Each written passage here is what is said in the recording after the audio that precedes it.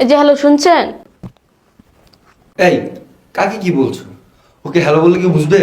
পাশের কাজের লোক তো, অশিক্ষিত মূর্খ। এই যে লুক এট মি। আমাকে? আরে সজীব তুমি এখানে? হ্যাঁ প্রিয়াঙ্কা, আমার। ও বুঝি বুঝি, এটা তোমার মালিকের বাসা, তুমি এই বাসায় কাজ করো না? তুমি কি ওকে চিনো?